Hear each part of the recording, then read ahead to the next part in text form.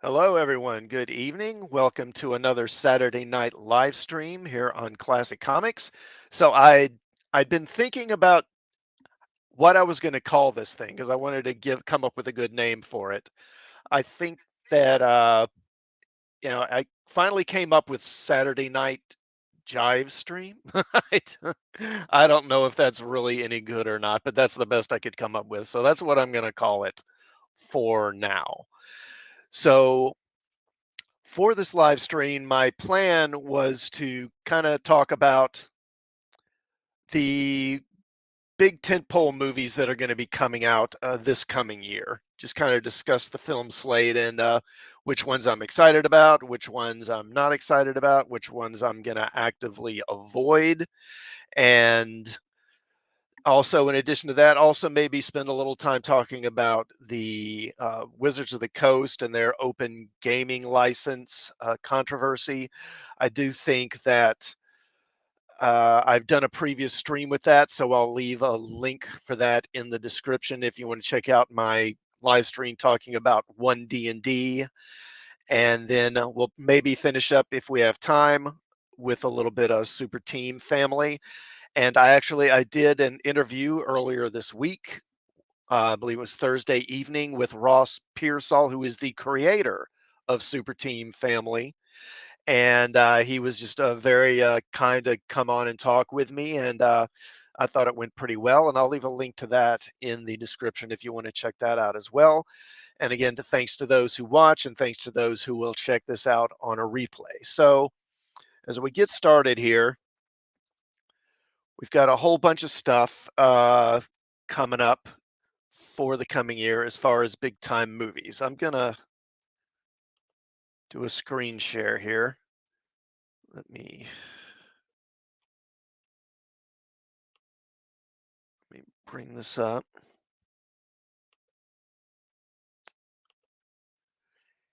Okay, and I'm going to go to Rotten Tomatoes here. And the first movie I was going to talk about was going to be this movie, Megan, which actually opened this weekend, I believe. And I really didn't have plans to see this movie myself. I just thought it just seemed a little bit too much. I designed Megan to protect Katie from feeling lonely. Okay, that's one way to do it. Okay. So this movie, it opened this weekend, and it seems to be basically a kind of takeoff on, Child's Play, on Chucky. It's like a girl powered version of Chucky. So I really wasn't that excited about seeing it. And it's also, of course, about AI running amok, that sort of thing, which of course is a pretty well trodden thing. So here on Rotten Tomatoes, of course, the critics love it. They're giving it a 94. The audience is a little more measured, giving it a 79 approval. And I thought we'd go ahead and just take a look at some of the comments they're giving here and see what maybe we can expect from this movie. Like I say, I really probably am not going to go see it because I don't know. I've already seen the Child's Play movies. I don't really feel a need to see this. But let's just look at a few of them here. So we got a 5-star, great from start to finish. Linda L with 4.5. The movie was surprisingly good storyline, great acting. Brenda, 3.5. The beginning, how it came on like, wait, the beginning, how it came on like she was still looking at commercial. Okay, I don't even know what that means. Half a star. Thought it was a boring movie. Dragged on too long. Was falling asleep. Huh. Okay. Sarah M. It was amazing. I love horror movies. It was worth the wait from buying my tickets so early. Then 4 stars. Megan was a good movie, but not the horror that I was expecting. I would watch it again, but it's kind of a slow movie. Okay, so another one saying it's kind of slow. Slay. Okay, she ate that. I'm not someone who liked it. Melissa, 4.5, absolutely delightful. Shara C, 2 stars. It was okay, very unrealistic. I could have waited to stream it. Mike, 3 stars, super predictable, standard horror movie. Could have been decent if they wanted it to be, although I laughed a few times. Huh. Okay, then 5 stars, funny and creepy, The Future. 4 stars, good start to a potential horror franchise. Only gripe is that it needs more horror. 4 stars, better than I thought it would be, and that it was more than just a learning robot that became self-aware. I'm actually curious how the story would have gone after the credits roll. 4 star, predictable at times, but good overall. Natalie, totally ridiculous, but funny campy. Violence is more implied than actually shown. Took my 13-year-old daughter and we laughed and laughed. Okay, so maybe not that scary. Brandy C, 2 stars, not scary at all. Messed up a good storyline, but not a horror movie. 1.5 storyline, not very intriguing. Every part of the movie you could anticipate. Charles R, 5 stars, thoroughly enjoyed this flick. Dark movie with just the right touch of horror, great characters, theme, and special effects. Possibly the newest must-see cult film. 3 stars, good artificial intelligence takes over type movie, pretty good jumps and laughs. I enjoyed it. 5, great, exciting picture. So a lot of people talking about laughs, so I guess maybe there's a lot of humor in this one, but that's not surprising. The Child's Play movies actually had a good bit of humor in them as well, so that's not really surprising. The trailers, it didn't really grip me. Again, I thought it looked okay, but I just felt like I've seen this kind of thing before. I will say one thing is that they've done a good job of making Megan herself, like the robot, look cute, but also look creepy at the same time. I mean, she's kind of got this uncanny valley thing going that I think actually works in the favor of the movie. It makes her look kind of soulless and kind of weird and unsettling, and I think that actually works really well. Now, moving on here, I think the next movie after that, the next big tentpole movie coming up is going to be Quantum Mania, which is coming out in February. That's, of course, the next big MCU film. And they did have a trailer of that came out a while back. I'm going to bring that up.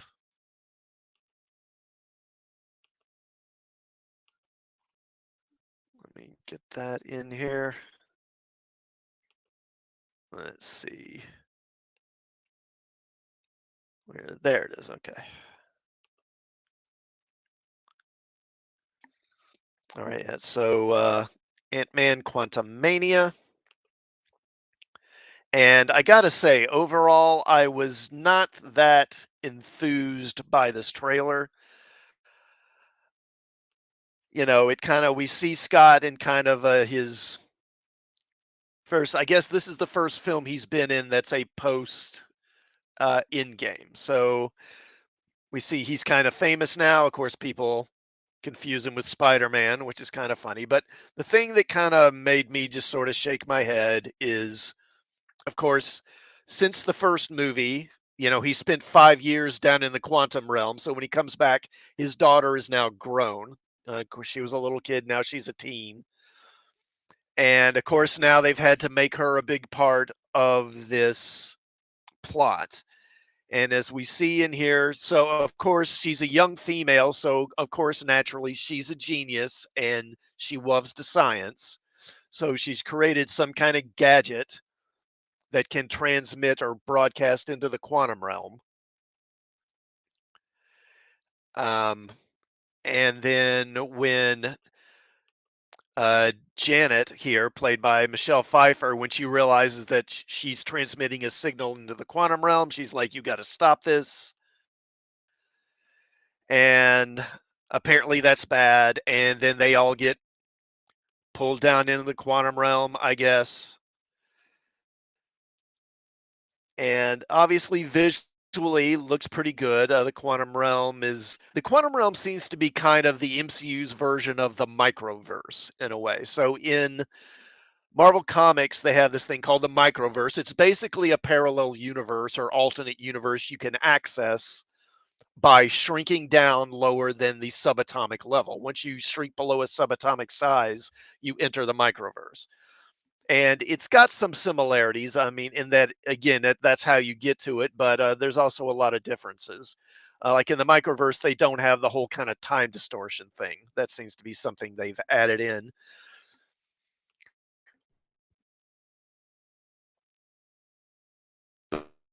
But so the whole lot of,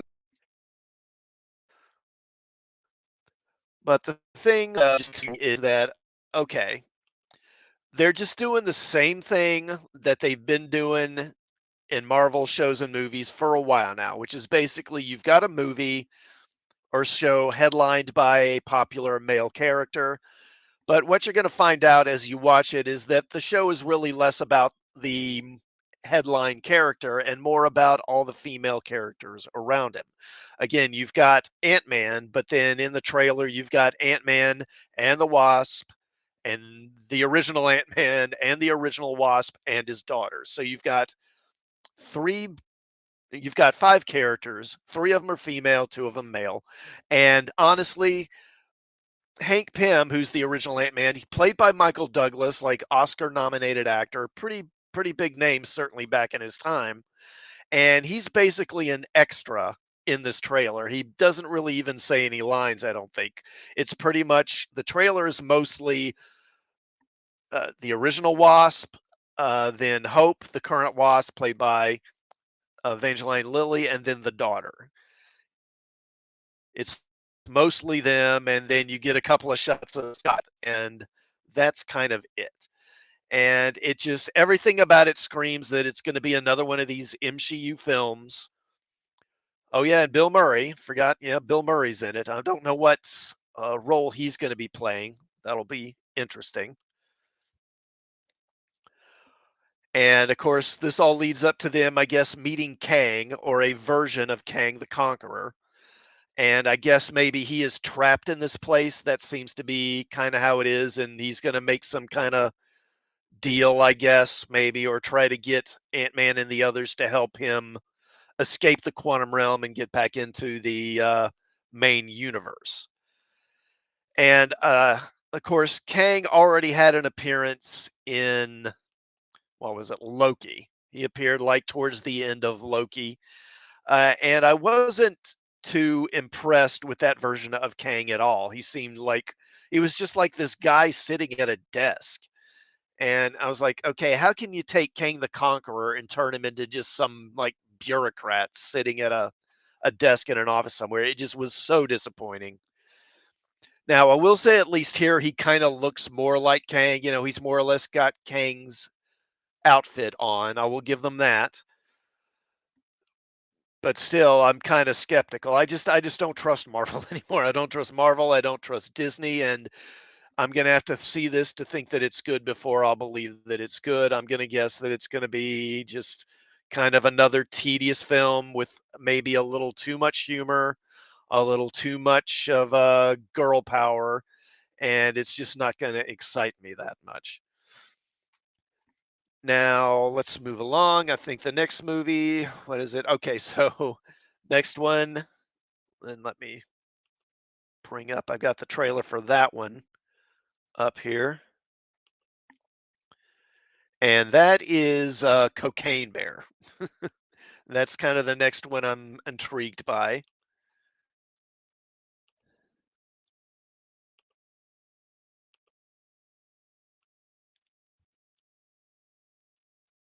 All right.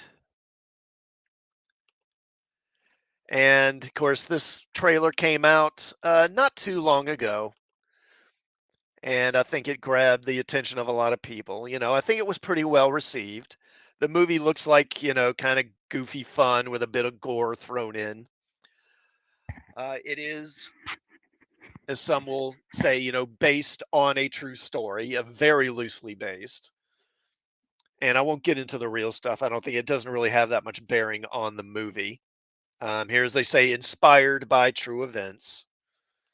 I mean, the real cocaine bear never attacked anybody. In fact, it was already dead when it was first located. You know, it had already died before anyone knew that it had consumed the cocaine. And of course, this one posits a bit of a different scenario where the bear, takes a lot of coke and then basically goes on a killing spree. Again, kind of funny. And when I first saw this trailer, I was kind of excited, like, okay, this looks like fun. However, my excitement for this movie has been somewhat tempered by the fact that this is actually directed by Elizabeth Banks. And Elizabeth Banks, of course, directed that Charlie's Angels movie a little while back. And, it was kind of what we've seen time and time again. She basically talked about how it was, taking on the patriarchy and, you know, uh, how it was fighting misogyny and basically, men suck, women great, et cetera, et cetera. Then the movie came out and flopped, and then she whined and complained that men didn't go see it, and that's why it failed. So I'm really not too inclined to go out and see one of her movies and support it. And I guess this is, as you see, there's Ray Liotta. I guess this was maybe his last movie, and Carrie Williams there. So like I say, I'm kind of not sure if I'll go see. I may go see it, but if I do, I'll probably buy a ticket to something else so that I don't actually support the movie with my money. Kind of the same thing I'll do. I'm going to do that with a lot of the movies I'm going to be showing here. That's what I do with Disney movies now. I don't really buy tickets to Disney movies anymore. As you see, it does get kind of gory, but it does look like it'll be good for a fun time at the movies, maybe. And the trailer does make it look good, I will say. If the trailer's any indication, Elizabeth Banks did do a good job of directing this film, but we'll see. It looks like it'll be fun at the very least. All right, let me stop with that. And next one up here, Creed 3. Let me bring the trailer for that one up.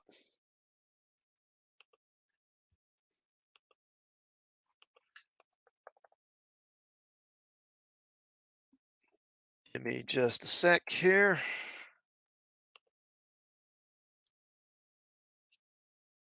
Okay. And then share that.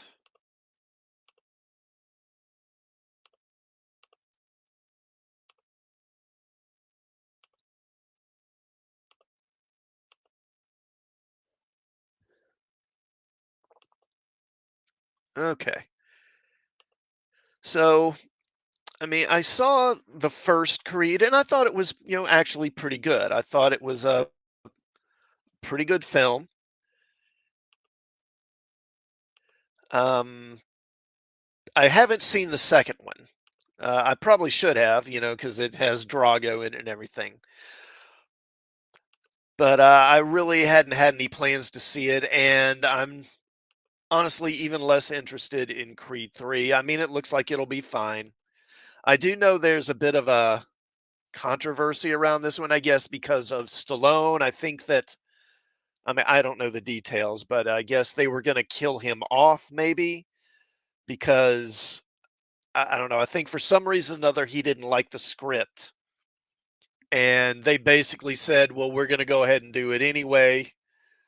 And so I guess they were just going to maybe resolve his absence by killing him off. I don't know.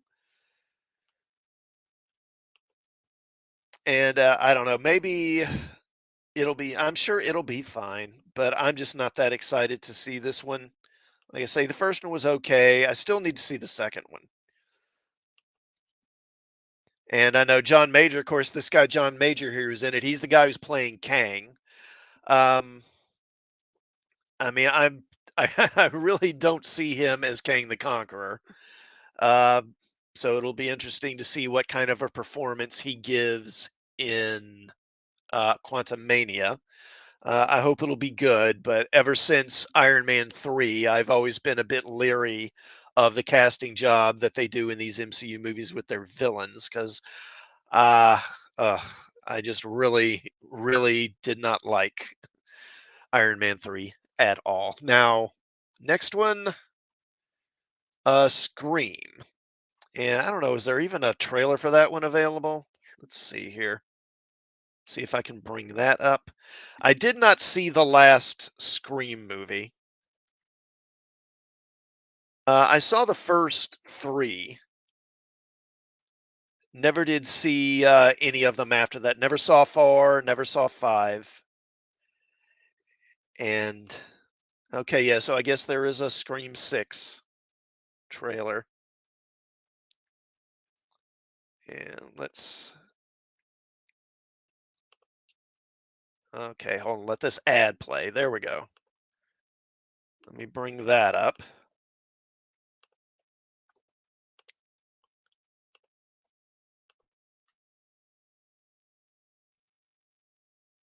Okay, so yeah, we got Scream 6.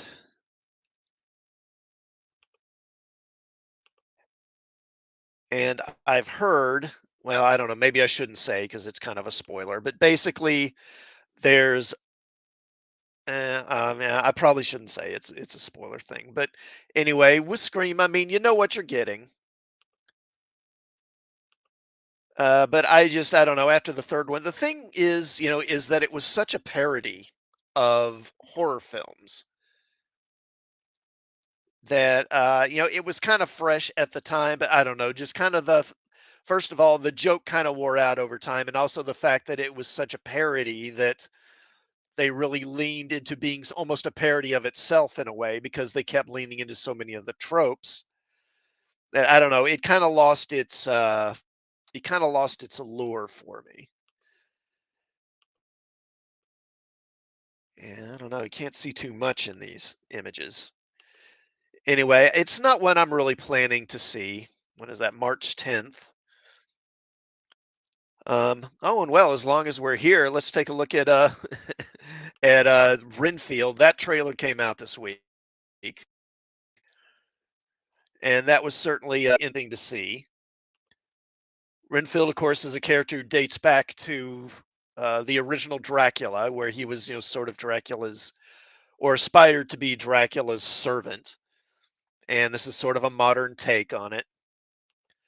Played by Renfield, being played by Nicholas Hoult, of course. Of course, the real draw here is that we've got Nicolas Cage playing Dracula. And, again, it's sort of a modern take. We've got Renfield going to this sort of support group and complaining about his boss, quote unquote. And of course, the people don't realize he's talking about Dracula. And then Dracula himself arrives. Seeing Nicolas Cage play Dracula in and of itself should be a lot of fun. I'm sure he'll be amusing and entertaining. I'll probably go see this. It should be fun.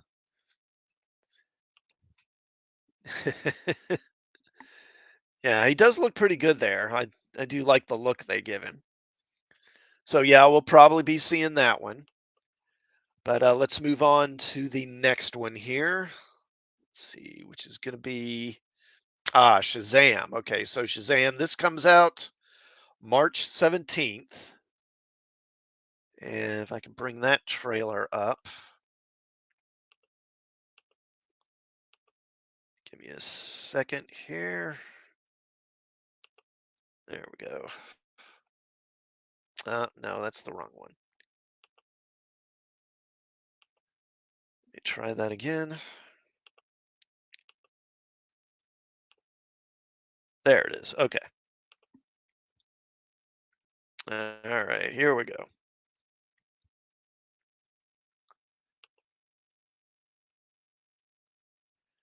All right, and so I quite enjoyed the first Shazam. I really thought it was one of the better DCU films. It was a lot of fun. I really liked Zachary Levi as the character. I think the kid that played Billy was, he was okay. but I did enjoy it, and I was glad that they did greenlight a sequel. Now, at the end of the first one, they kind of teased a story with Savannah and Mr. Mind, and I really wish that they had done that because I would have much preferred to see that movie. But instead, they pivoted to do this thing with I don't know. The villains are Helen Mirren and Lucy Liu playing a pair of, I guess, Greek gods. And of course, the trailer starts out, he's seeing a shrink and he's kind of talking about he feels like he's not doing a good enough job because there are already other superheroes who can do what he does. As he even notes, there's already another superhero wears red and has a lightning bolt on his chest, the Flash. And of course, he's also very similar to Superman. And once again, the first one was kind of an action comedy, and again, it's kind of leaning into that. And I think that's fine. I think Shazam kind of lends itself to that. The whole approach they took, they sort of pitched it as a superhero version of Big, this kid trapped in an adult body, but in this case, the adult happens to be a superhero. And that works fine. I do think the problem with Shazam, of course, is that one of the powers Shazam is supposed to have is that he has the wisdom of Solomon. So when you make him a kid and he's sort of immature and making these sort of foolish decisions, it's sort of difficult to reconcile that with him having the wisdom of Solomon. It really doesn't entirely work. I mean, I understand why they do it. I think when they did that in the comics, originally it was done to sort of help distinguish him from Superman and make him seem uh, not so much of a Superman clone.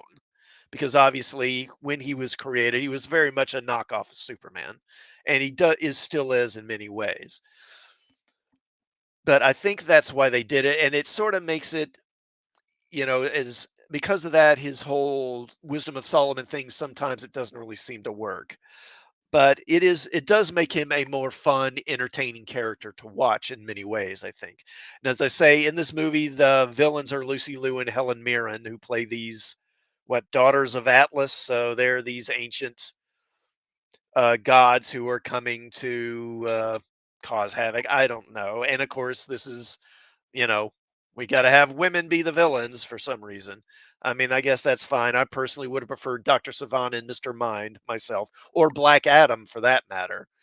Unfortunately, it seems like Dwayne Johnson really didn't want to be in Shazam. Apparently, they tried to get him to do that repeatedly, and he refused. It seems like he wanted Black Adam to be its own franchise, and for him, basically, he wanted a much bigger role in the DCU or DCEU than the character of Black Adam really calls for. He's not that important a character.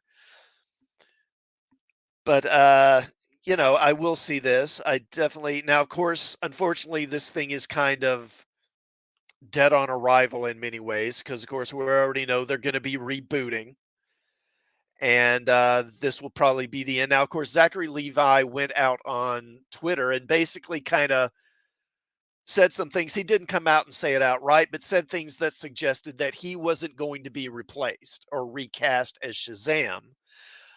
I'm skeptical of that. Just like, we've heard recently that, oh, well, Ezra Miller may be staying as Flash. I suspect that this is disinformation to a certain degree. I think that Warner Brothers Discovery, they know that if these movies are seen as basically sort of lame ducks, that they're already sort of defunct and not going anywhere before they're even released, it kind of is going to impact their box office. So they're trying to play up the idea that Zachary Levi's still going to be around as Shazam, Ezra Miller's still going to be around as Flash in order to help the box office of the movies. That's my guess. But then after this movie is released and has come and gone, then you'll hear that, yeah, Zachary Levi is going to be replaced as Shazam and Ezra Miller will be gone as the Flash as well. And it's a shame because, like I say, I have mixed feelings about the Snyderverse, but the Shazam characters, I thought they did a pretty good job with them overall. And I'm sorry that these guys aren't going to be sticking around because I think they did a good job in the first movie. and I think this one looks like it's going to be fun too. Okay, so what do we have next here? Next one, oh, John Wick. Okay, so let me bring that up.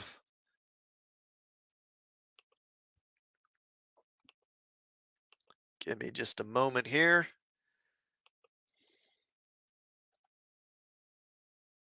So we've got another John Wick movie coming,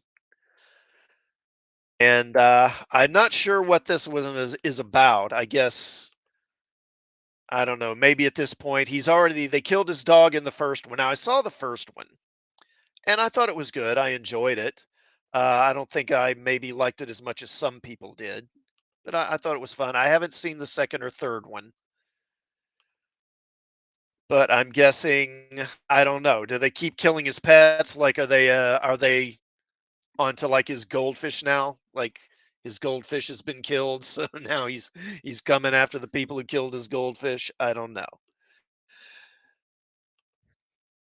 And this has certainly been a boost to Keanu Reeves's career. You know, he had kind of after the Matrix, he had kind of a boost there in the 2010s, I think. But in the 20 teens, I think you saw his profile kind of decline.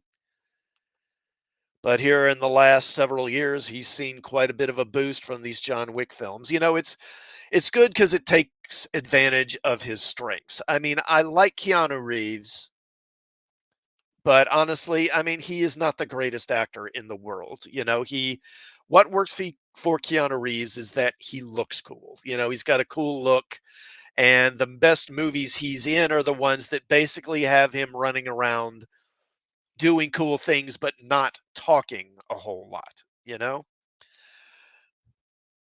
like The Matrix being the obvious example, and some of his other action movies like what Point Break and what's it was Speed. Speed was the other one. You know, he really is kind of good in those movies where he's not doing a whole lot of talking. He's just running around doing cool stuff and looking cool while he does it because he does that really really well. And of course, Keanu's just a really likable guy. I don't think there's anyone who doesn't like Keanu Reeves. Um, will I go see this one? I don't know. Like I said, I haven't seen the second or third. So I don't know. I may wind up skipping this one. All right, now let's move on to the next one. Okay, oh boy. So the next movie, and the next one on the list, this is coming out March 31st, and this is Dungeons and Dragons. Let me bring that trailer up here.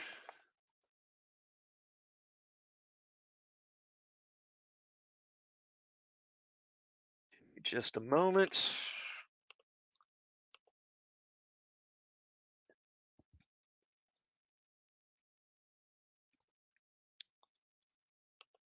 All right, let me share that.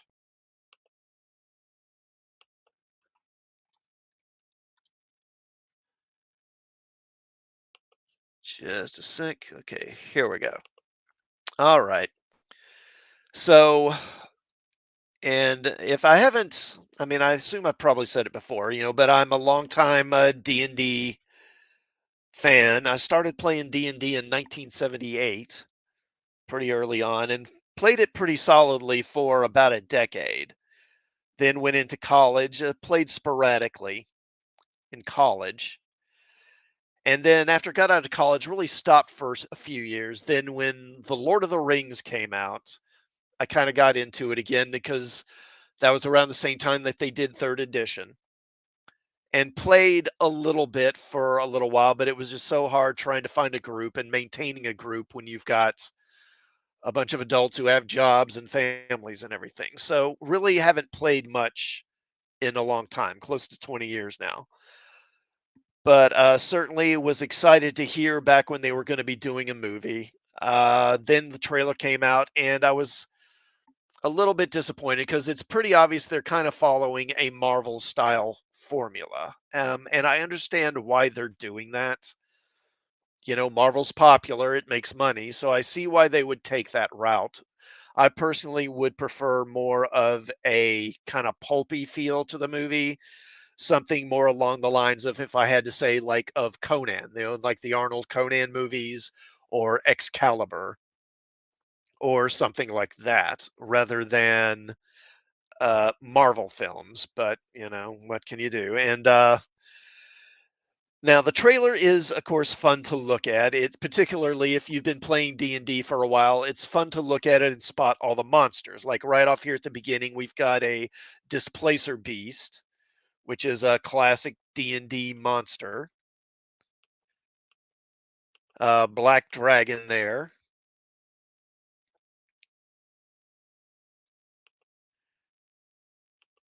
And again, it just doesn't feel very much like this is really taking place in a medieval world. I mean, this is the cleanest looking medieval city I've ever seen in my life. There's no, there's no garbage in the streets, like there's not even any leaves on the ground. It's spotless.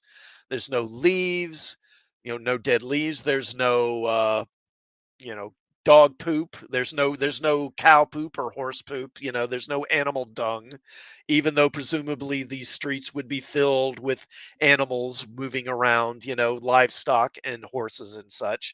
But the place is spotless. There's no dead animal carcasses in the roads. You'd probably see dead dogs or something like that. So it just feels very sanitized. This feels like it looks like a theme park. It looks like medieval Disneyland or something, and these people are cosplaying in a medieval theme park. That's kind of the feel it has to me. And the plot of the film seems to be, they're this group of thieves, and they wind up getting conned into stealing some kind of magic device that unleashes some kind of great evil, and then they have to try and make it right.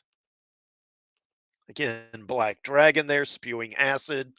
Very cool. I mean, if you want to know, let's see. Yeah, see, we didn't mean to unleash the greatest evil the world has ever known. Oops, I hate it when that happens. And you do also see the various sort of what do you call them? Sub character classes. There's the thief. She's the barbarian, Michelle Rodriguez, and she's obviously going to be the quote unquote badass of the team. Again, following the Marvel formula, it's the females who are like the strong, tough ones, and the men are basically either wimps or just sort of ineffective.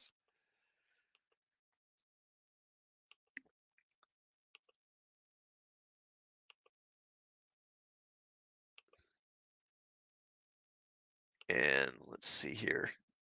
Well, I wanted to get this to full. There we go. And then you've got the druid character. This, and then you see she turns into an owlbear. And obviously, seeing an owlbear on screen, if you're a D&D fan, is very cool.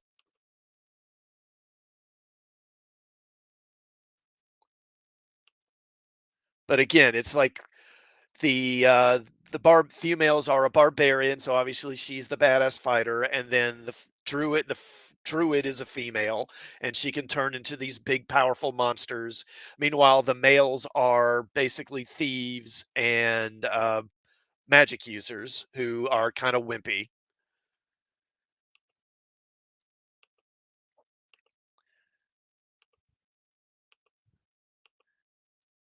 Oh, and then you've got and this is right here. I mean, if you have an idea of what kind of feel they're going for, the villain in the movie is played by freaking what's his face?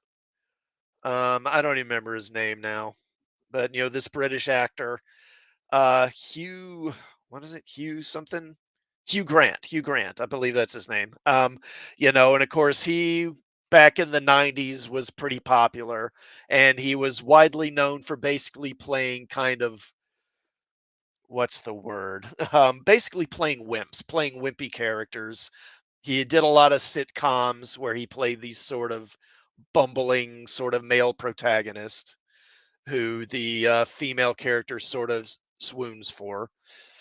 Hardly the idea of a compelling villain. And I mean, look at his hair. It's not like, again, it's like these people. It feels like they're cosplaying. This isn't even like a real medieval world. He hasn't made any attempt to have any kind of period like look to him, other than he's thrown these things on. And same thing with Chris Pine. Chris Pine, his hair is like fully modern. There's nothing about his look other than his clothing that really screams that this is any kind of a medieval world. Here we have a mimic, which is a creature that can take on the appearance of different objects. And again, that's kind of cool to see. And I know there was somewhere in here. Here it is. Yeah. Again, we see the displacer beast, which is cool. And then this is a gelatinous cube, which again, seeing a gelatinous cube, that's nice.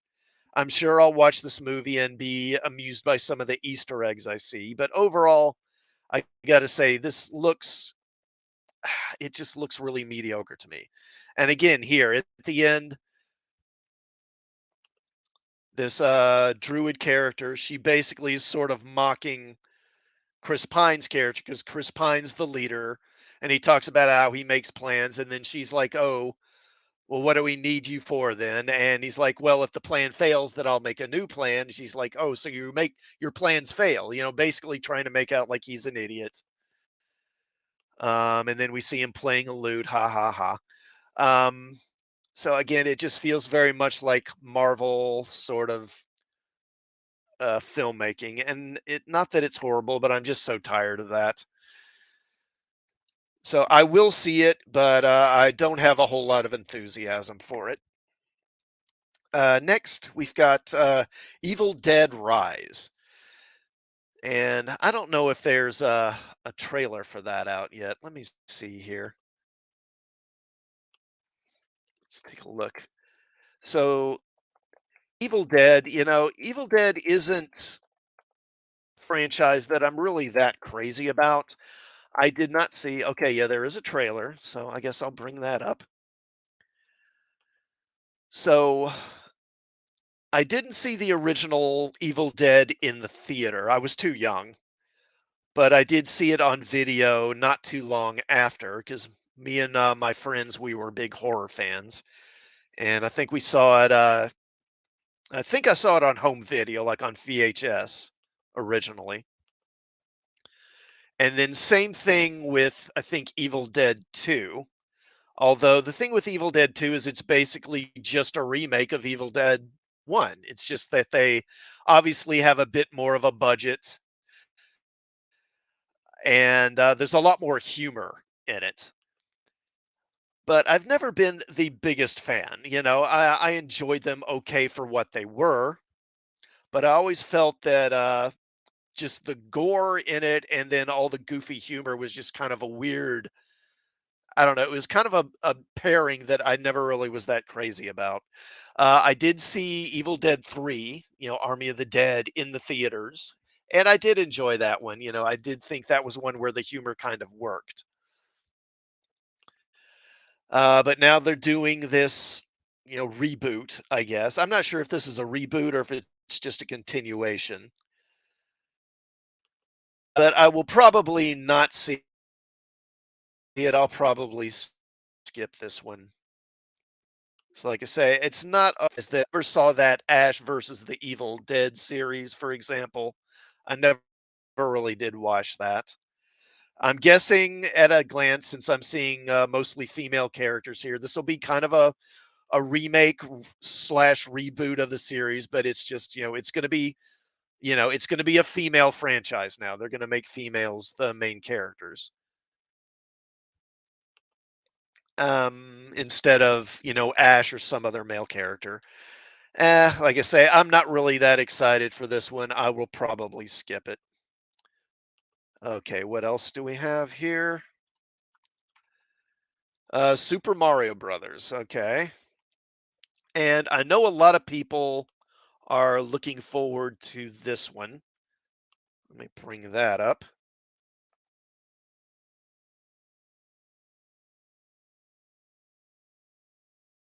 And of course, there's just a bit of a controversy because of Chris Pratt, because he's a white male, and God forbid we have a white male in it.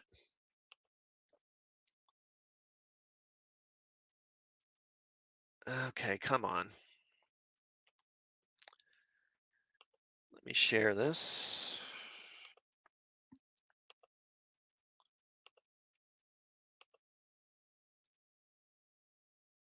Okay, there we go.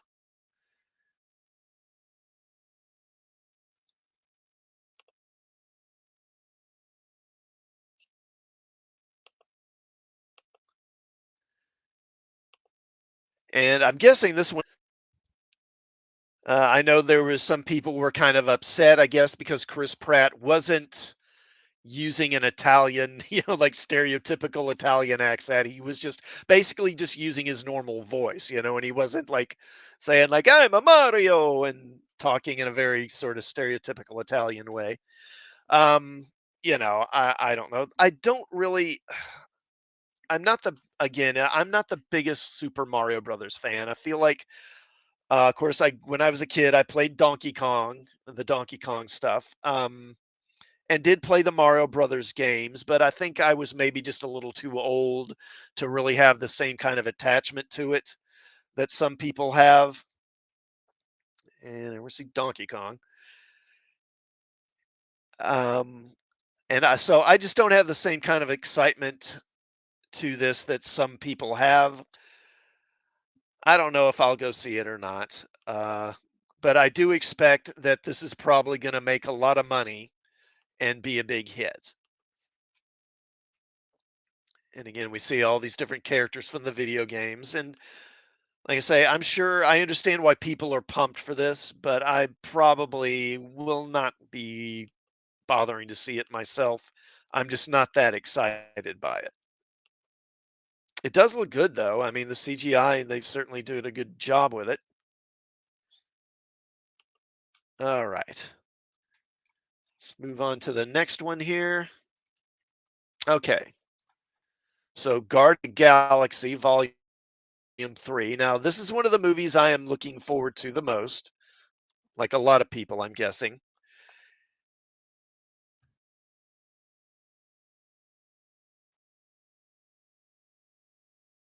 This is one I am excited to see. At least I hope that I'm excited. I hope I have good reason to be. And let me share that.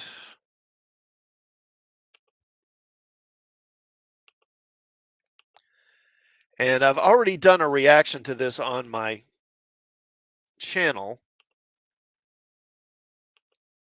So I'm not going to go too in depth on this one, but I do think that a big part of this is going to be exploring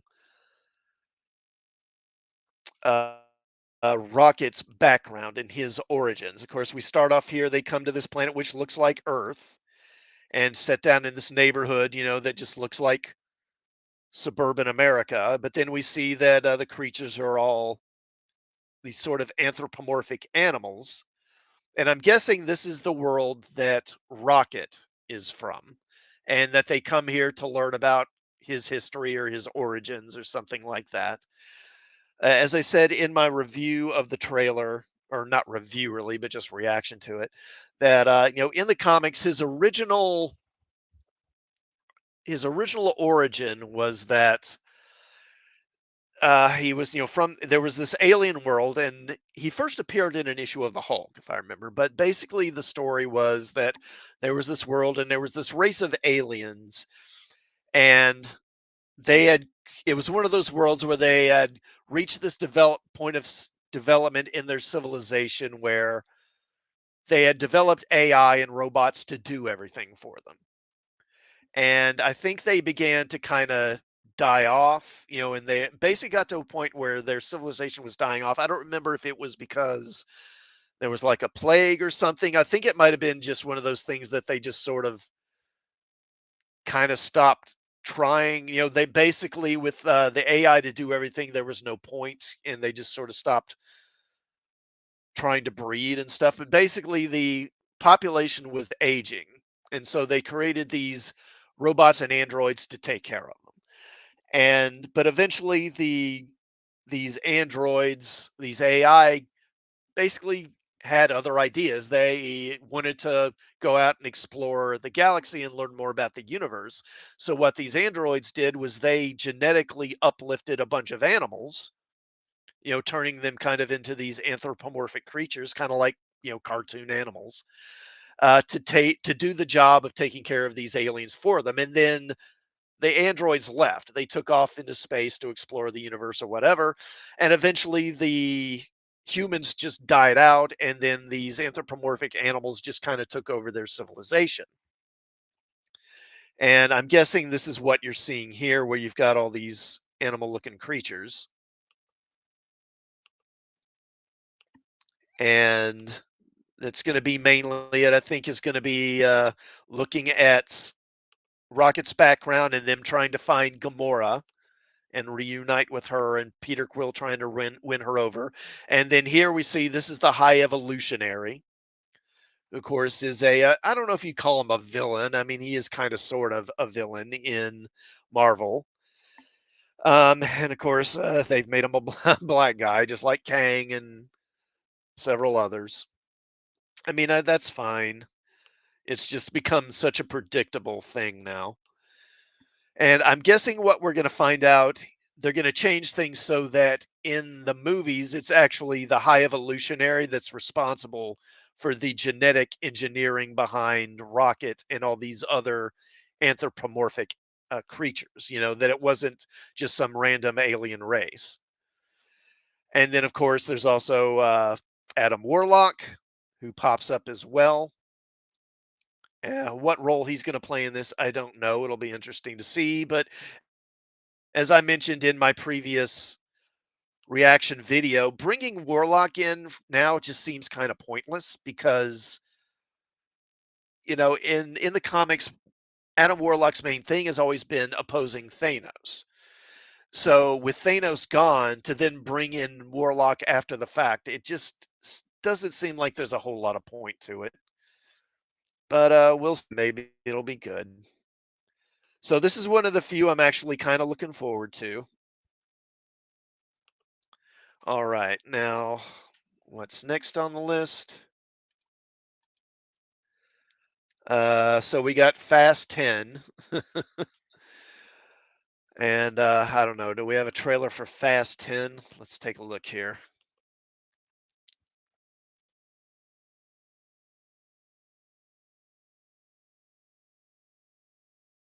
Okay, so they do have Fast 10. I'm not sure what this will be about. I'm guessing it's going to be about, a heist of some kind and about family, I'm guessing. Okay, let me bring this up.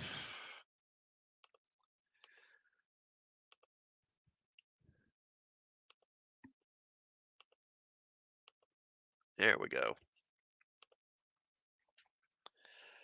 And Fast and the Furious, another franchise that I've never been that crazy about. I think I saw the first one. Did I see? I may have seen this. I know I've seen another one. I guess maybe it was the second one. I don't know. But I just kind of checked out on it after that. I know this thing has a big following and a lot of people really like it, but I'm just never been that interested. It's just kind of like a cross between Ocean's 11 and I don't know, Smokey and the Bandits. Just with CGI, they can do just a lot of more absurd stunts with the cars, where it's basically like these people operate in a world where gravity, as we know it, doesn't really work. And you could do just stunts in cars to an absurd level. So I don't think I'll be seeing this. I'll probably be giving that a pass. And then after that, okay, Little Mermaid. Oh boy. And this is another one that I really have no plans to see. Again, it's a Disney one. I'm sure you've all seen that trailer or at least images from it. So I won't go through the whole trailer. I don't think there's any need. But again, between it being a Disney movie, And I've never seen the original, or at least not. I've seen bits and pieces, but I've never sat and watched the whole original Little Mermaid film. So I don't really know how close this is going to be to the original or not.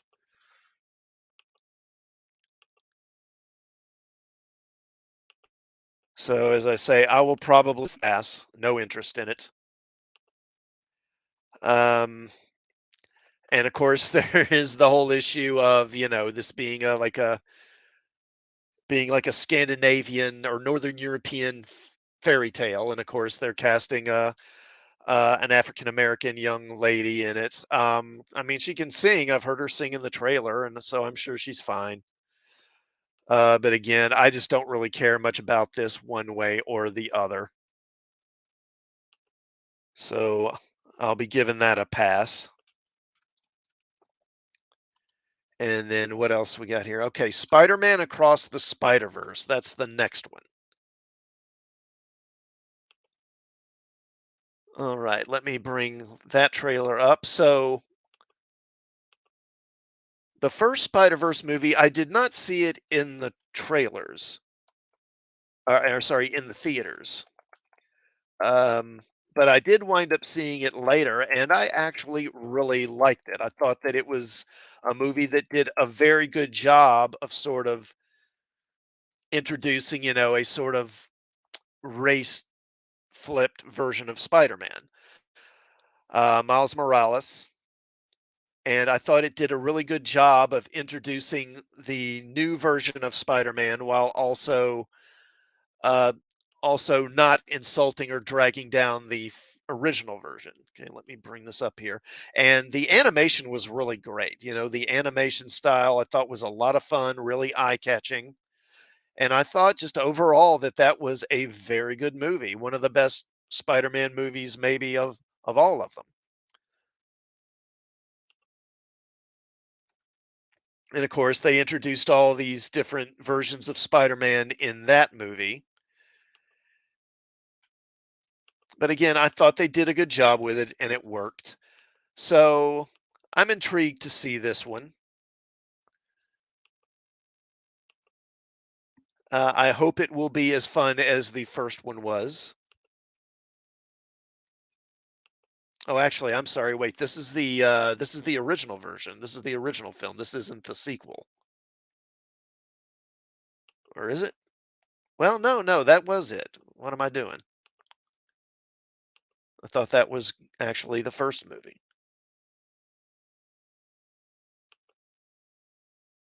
Let me bring that back up.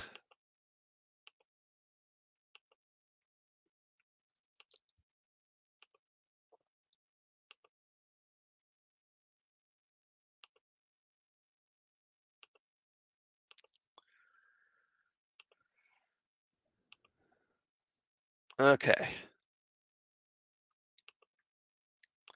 Now, my understanding is that they're bringing Spider-Man 2099 into this, this future version of Spider-Man. And there's Spider-Gwen, a character. Yeah, here he is. So this is a kind of a future version of Spider-Man from about 100 years in the future. He was introduced back in the 90s, and he's I'd say a decently popular character. Probably not as popular as Miles himself is. But I'm looking forward to this one. I hope that this one will be as good as the first one. It looks like it'll be fun. Okay, and then next Transformers. Oh boy. So let's see if I can bring that Transformers. If I think that's got a trailer.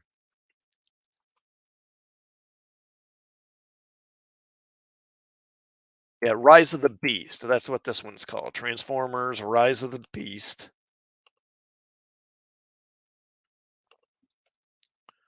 And let me share that one.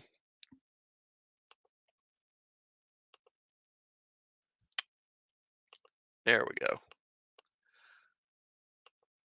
Okay, so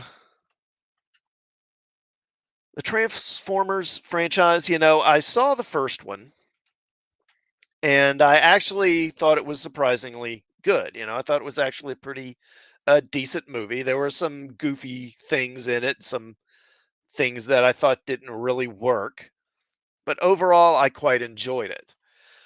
Now, I didn't see the second one when it was released because I think I'm in the National Guard and I was actually think training up to go to Iraq at the time that came out. So I didn't see it till years later. But I did watch that one and thought it was pretty bad. It was not good.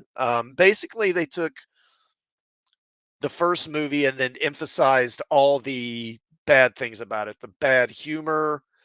There was just a lot of things that didn't make any sense, like Shia LaBeouf's character. I mean, when he dies, he goes to heaven, and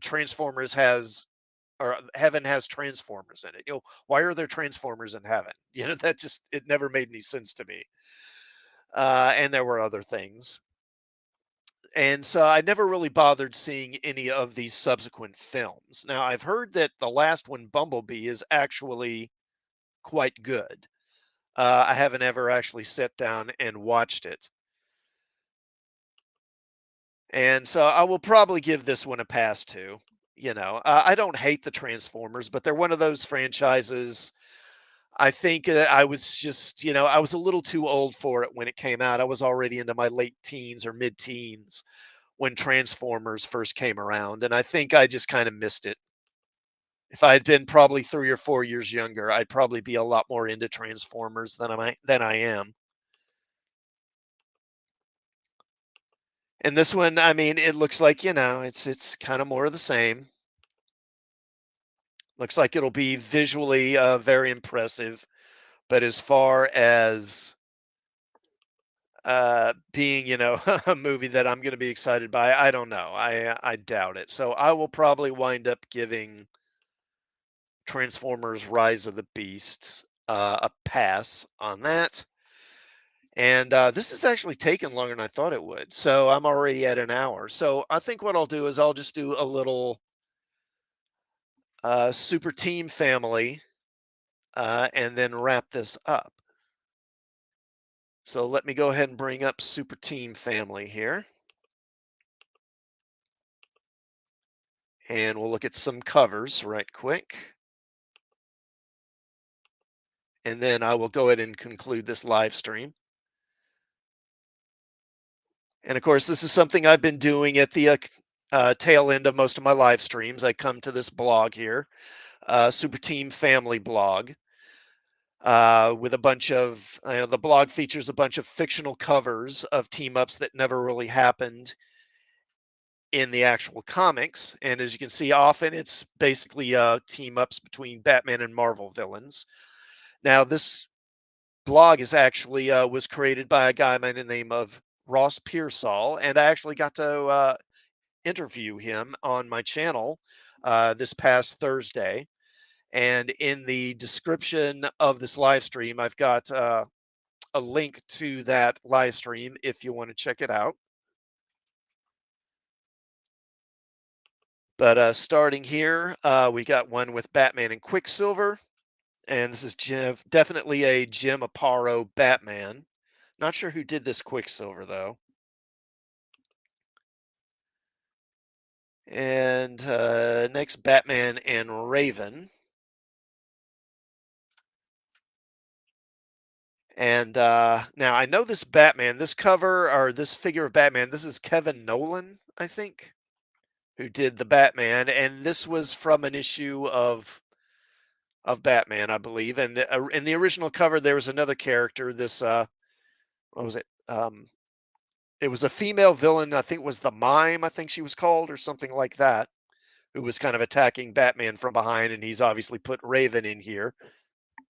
This looks like a Mike McCone Raven from the Teen Titans back in the early 2000s. I believe that's who that is.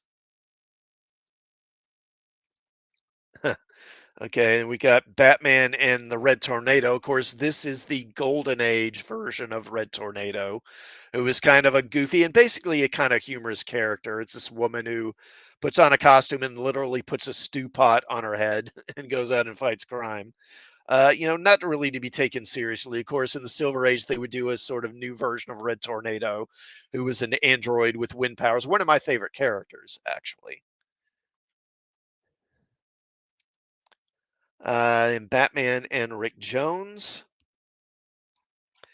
And this one here, now, this cover is actually to a limited series called Avengers Forever. This is from the first issue of that. And this is by the late Carlos Pacheco, a really good comic book artist, one of the ones we lost last year. Last year was really rough on comic book artists. We lost him, we lost George Perez, lost Neil Adams. I think there were a couple of others too. And he's taken that Avengers Forever #1 issue and inserted Batman into it here. Rick Jones, of course, being a character who in the early days of the Avengers was kind of a sidekick to the team. Oh, hey, Ambassador. I didn't notice you there. Thank you for stopping by, man. Okay, so next one here is Rip Hunter and Batman. And Rip Hunter is a Silver Age character. Hasn't really been used much since probably the 60s, I would say. He was a character who existed in a kind of potential future for the DC universe. And at one time, I think he had kind of been retconned, sort of where he had been folded in with Commandy, where actually Commandy was him as a child, and he actually grew up to be Tommy Tomorrow, kind of, or I'm sorry, no, I'm getting confused. I'm thinking of Tommy Tomorrow, which is another character. This is Rip Hunter, so they're two different characters. Ignore what I just said. Okay, Batman and RoboCop. Gotham City can never know their hero is gone, so I will be the new Batman. I'm pretty sure people would be able to tell if that's RoboCop beneath the Batman cowl. Um, but this would be an interesting team up, definitely. I assume, I mean, the Detroit that RoboCop operates in, and definitely has a lot of similarities to certain versions of Gotham. Gotham has kind of been interpreted different ways over the years, but certainly you can see them being similar in that they're both cities where the government is very corrupt, the cops are ineffective largely, and there's a lot of rampant crime and sort of urban decay. So Batman and Rom. Now this would be an interesting pairing. Rom, of course, is a character originally was an action figure, a toy that was introduced in the early '80s, and had a comic published by Marvel for I don't know much of the '80s, at least for maybe the first half of the '80s. It was a pretty solid book for a while. Okay, now here's a good one: Batman and Rorschach. Now this would be a pretty cool pairing.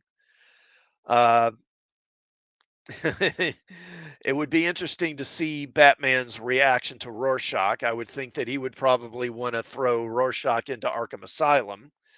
And let's face it, that wouldn't necessarily be the worst thing in the world. Batman wouldn't approve of the way he disposes of villains, but seeing the two of them perhaps working together would be very interesting and really cool to see. Batman and Sasquatch. Okay, this would be an odd pairing.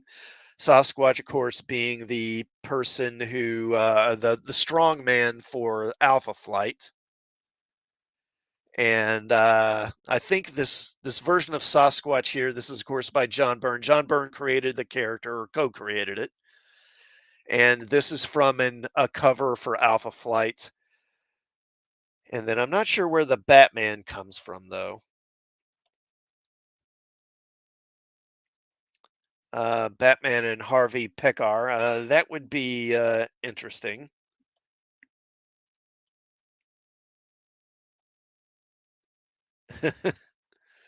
And what is Batman saying? Well, you like being in the comic, though. You like me, don't you? And I don't even know you. Of course, Harvey Pekar being a real person. and who, of course, a significant figure in comics. Seeing him and Batman together would definitely be interesting. Kind of like having Stan Lee meet Marvel characters, or Jack Kirby meeting Marvel characters. Now, Batman and Shazam, and I would imagine this pairing has actually probably happened at some point in comics. I would be surprised if it hadn't. And I'm not sure. This is from a cover of Brave and the Bold, I think, or maybe from a Batman comic with Commissioner Gordon in the background there. The Shazam is from, this is by John Byrne, and this figure is from a cover for, there was a miniseries back in the mid 80s. It was actually the first kind of crossover they did after Crisis, a miniseries called Legends. And it had Shazam on the cover of one of the issues, I think maybe the fourth or fifth issue. Hmm. Okay, so this looks like it could be a fun one. Batman and Space Ghost, and the interview of the century,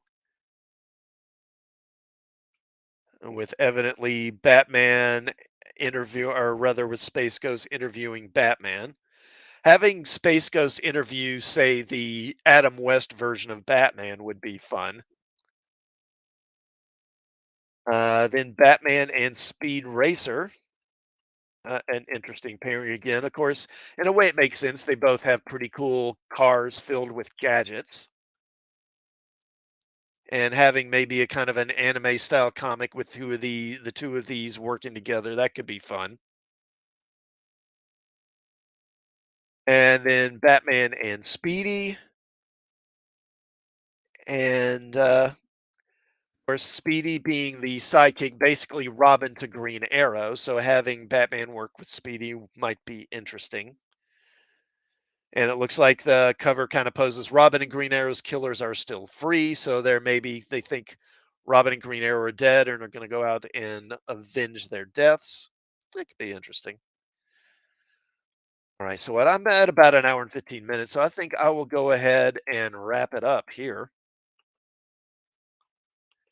And again, I want to thank everyone who tuned in to watch, and also those who will tune in and watch on the replay.